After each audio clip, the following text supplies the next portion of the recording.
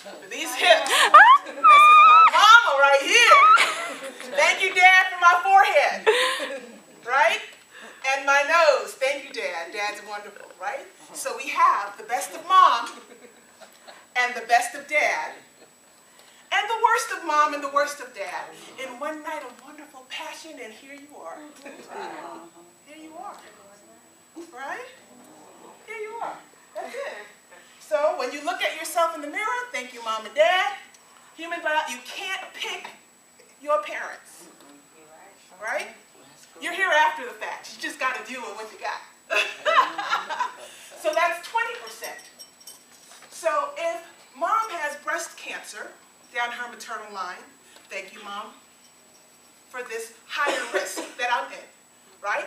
If Dad has some sort of cardiovascular disease in his family, thank you, Dad, for putting me at higher risk for that. So we can't manage the human biology. You're in the package that God has designed. Thank you, Mom, and thank you, Dad, right?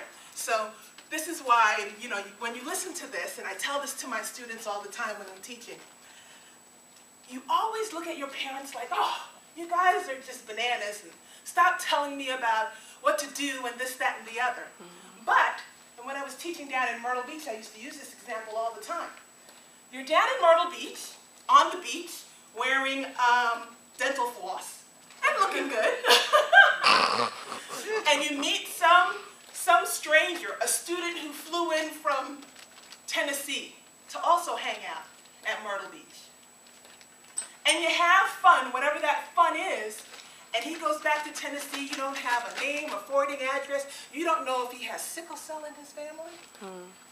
You don't know if he has some other kind of whatever. You don't know anything. But yet you may be pregnant.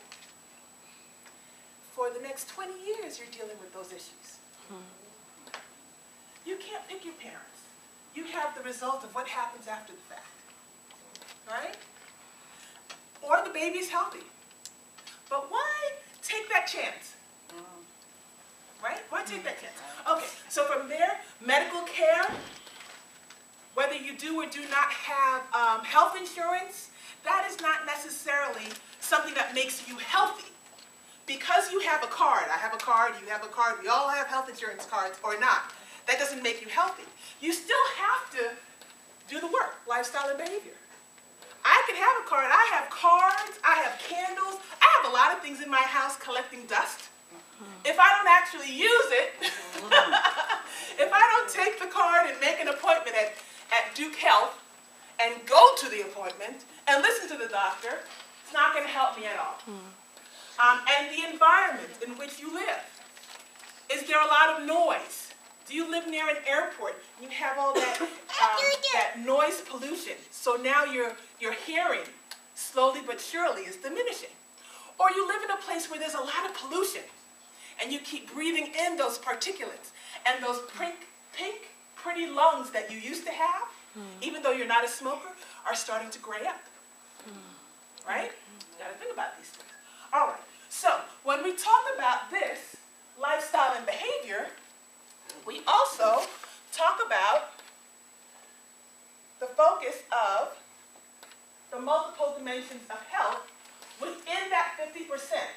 So imagine this pie as all the things that you can control.